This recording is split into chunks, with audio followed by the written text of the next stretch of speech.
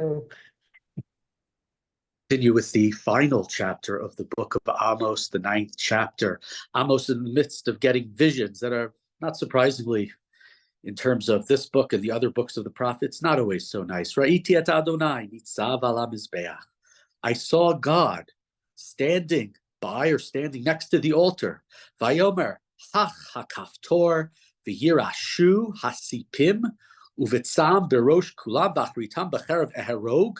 Lo yanus lahem nas v'lo yimalet lahem palit. So God was standing by the altar and saying, strike the capitals, the thresholds are going to quake. I'm going to make an end to them all. I will slay the last of them with the sword. Not one of them will escape. Not one of them will survive. Which Mizbeach? Presumably, this is the Mizbeach up in the Mizbeach in Dan, which he talks about, or one of the others does. One of the other Mizbechot of the northern kingdom, the kingdom of Ephraim.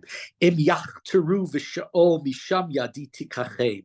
If they somehow burrow their way down to Sha'ol, I will.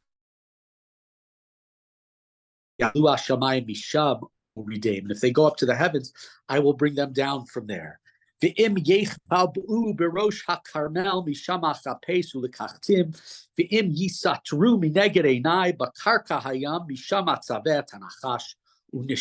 they hide on the top of the Carmel, on top of the mountain, I will search them out and find them. If they conceal themselves from my sight, at the bottom of the sea, I will command the serpent to bite them. So right here, we like to think of God running after us, finding us, to save us, to help us.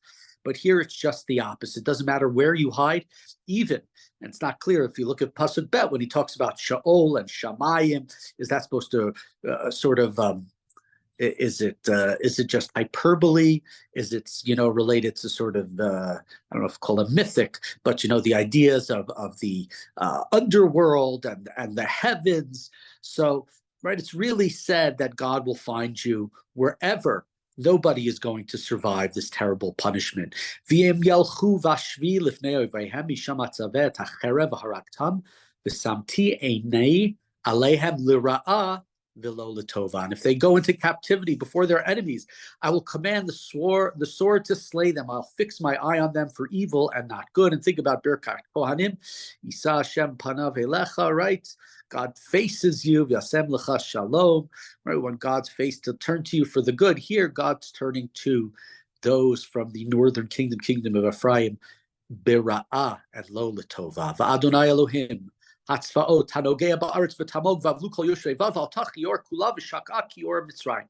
is the God of hosts. When he touches the earth, it trembles. And when he dwells on it, it mourns. And all of it swells like the Nile and subsides like the Nile of Egypt. We talked about this earlier, the idea of sort of separation between God and humanity. God is dynamic and can't be contained, whether it's sort of the Kabbalistic idea of the Ari, of the Shvirat HaKelim, the vessels that shatter, and God's spirituality is everywhere, or in the aftermath of the golden calf, when God said, I can't be with you, Bnei Yisrael, it's too close, I'm going to send my messenger with you.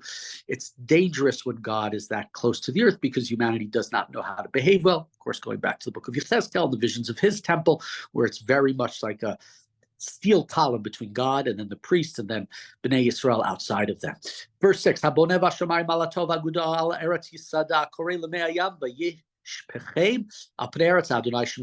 who built the chambers in heaven and founded the vaults on earth, who summoned the waters of the sea and pours them over the land, whose name is God. Right, so this is the all-supreme being. Hello, we're in verse 7. Kivnei kushim atem li b'nei Yisrael nu'um Adonai. Hello, et Yisrael liti meretz Mitzrayim mi plishtim mi kaftor va'aram mikir.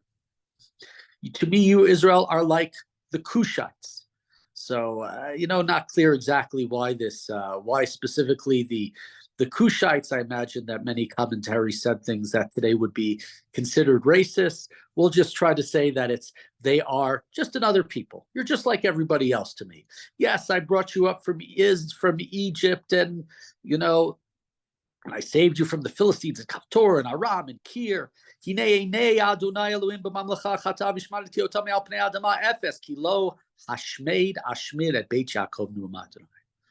But God is keeping an eye on the sinful kingdom. God will wipe it off the face of the earth. Yet, I will not completely destroy the house of Jacob. So I'll destroy the kingdom. I'll destroy the dynasty of Yehu. I'll destroy the kingdom of Yeravam ben Nevat, but I will not destroy them all. Some of the commentaries, because it talks about Yaakov, says it's in the merit of Rachel, because right, going back to the book of Yirmiyah, Rachel mivakal baneha, Rachel cries for her children, her exiled children, right? Her children, it's not the Bnei Leah remain, the Yehuda, but the sons of Yaakov are the ones who the sons of Rachel, Yosef, are the ones who are the leaders of this kingdom and disappear, so they will not be fully destroyed. Pasuk Tet. Ki hine anochi mitzaveh, v'hani oti b'chol hagoyim beit Yisrael kasher yinoah ba kivara v'lo yipol tzror aretz. I have given an order, a command, to all the nations that when they punish Israel, when they shake the house of Israel, they should shake it like in a sieve, that not a pebble will fall onto the ground, right? It's going to be complete and utter destruction, okay? B'cherev yamutu kol chata'ei ami hamrim lo tagish v'takdim ba'adenu hara'a. All the sinners of my people will perish by the sword. Those who boast, never shall evil overtake us or come near us, right? The people have overconfidence, whether it be because, right, it's Yeravam's time, as we said, Yeravam II, financially, militarily, politically, a very successful period, just spiritually and morally not. So maybe what they think is protecting them is their right now very strong kingdom, whether they think it's God protects them. We saw this in the other books. Echal Hashem, Echal Hashem, Echal Hashem. God's not going to destroy the temple. It's God's temple. God is not going to get rid of us. We are the chosen nation. We are God's first. God said, I don't care. You're just like everybody else to me. Bayom hahu akim et sukat David hanofelet v'gardarti et pirtzehen v'harisotiv akim uvinitiha kimei olam. In that day, I will set up again the fallen sukkah, the fallen booth of David.